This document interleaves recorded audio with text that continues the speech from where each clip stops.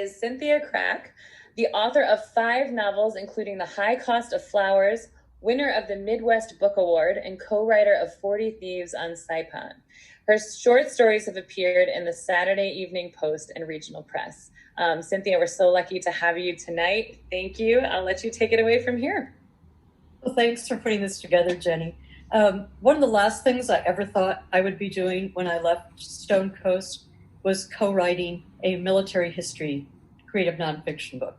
But it was an incredible experience.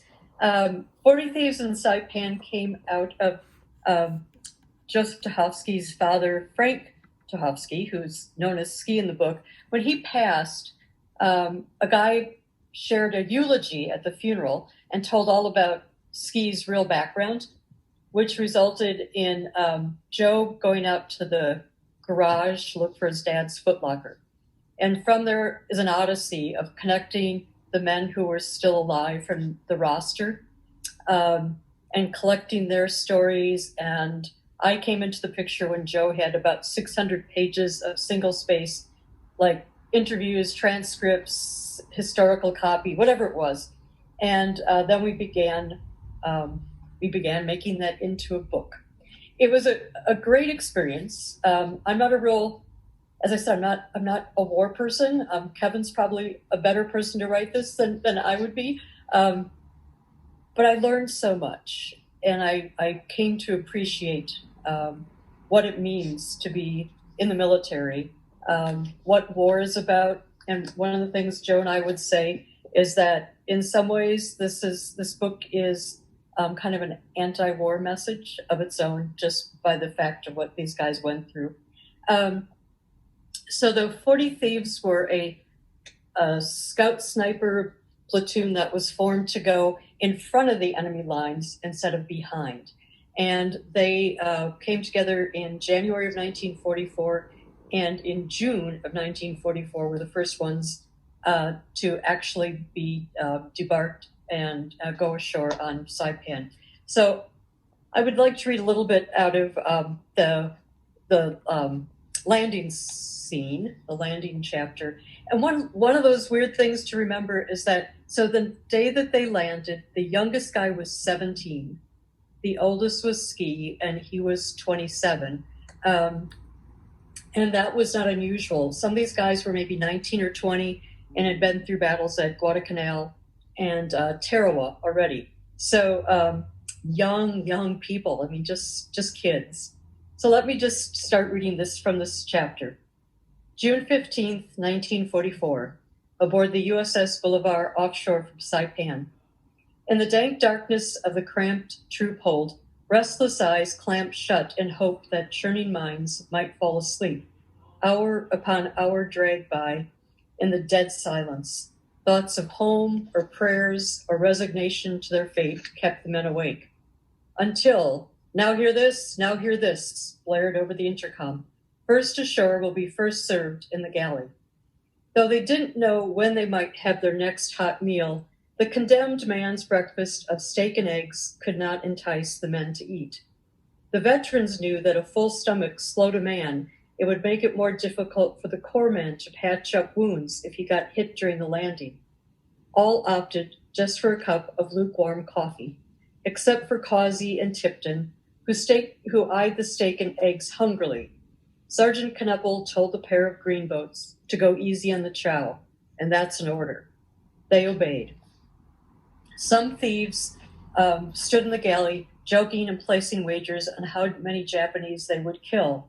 Others, stone-faced, kept to themselves. They looked grizzled after 2 weeks aboard ship, rugged and unshaven.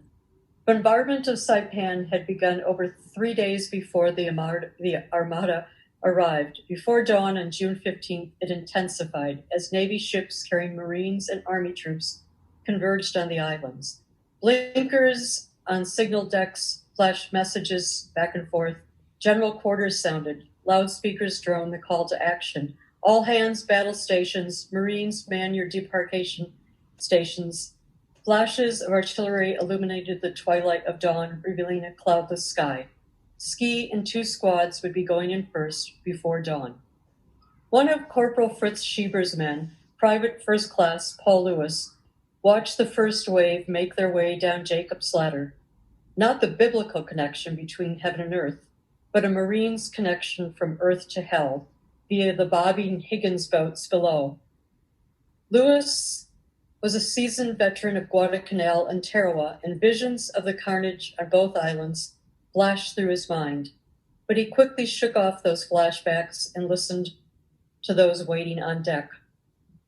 How can Ski do this? Lewis wondered, almost aloud. If I had a wife back home. A chill ran down his spine. What if there's no tomorrow? Lewis was startled back to the present by someone yelling up from the Higgins boat below. Hey! Dreyer hollered from the boat, not to Lewis, but to the Marine next to him. Strombo! It's been a pleasant ocean cruise. And now for the Roman holidays, Strombo replied, giving a salute. The landing craft pushed off. The task that had been assigned to Ski in his vanguard of thieves was to eliminate empty pillboxes on Red Beach 2 and 3, which were strategically located to hinder the invasion forces scheduled to land later. The fire support ships laid down salvo after salvo. Smots, Kenny, and Tipton stood, resting their 80-pound packs against the ribs of its gunwale, watching red streaks in the sky reach towards Saipan. Every time the California fired its 14-inch guns, she lurched back in the waves.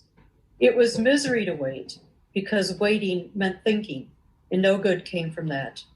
Breathing heavily, his eyes grown wide, the overgrown kid from Detroit, who was aiming to avenge his uncle's death, appeared overwhelmed. So Kenny distracted Tipton with a shove. Hey, nice way to spend your birthday, ain't it, Hobart? Think all those fireworks are for you? Tipton nervously tossed an unsmoked cigarette over the Higgins boat side and smiled weakly. Standing nearly shoulder to shoulder with these seasoned Marines, Tipton felt unprepared. He was digging deep for the courage to stand behind his commitment. In the month of working with the platoon, Tipton had gained confidence in his muscles, his reactions, and his decision-making.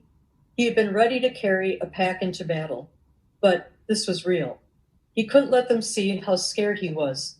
All his platoon buddies joked about death, but they never talked about having your gut tied in knots. As the landing craft drew closer to Saipan shore, Kenny thought Tipton's last cup of coffee might be coming up with the boat's next smash. His own first ride into combat felt like a lifetime ago. Kenny watched the kid's lips mumble a line or two of prayer, but the veteran had more faith in being trained as a Marine and surrounded by Marines than in God's protecting him in the days ahead. Still, he knew that no amount of training at Parker Ranch had prepared the kid for what was to come. Thank you. Thank you, Cynthia. Wonderful.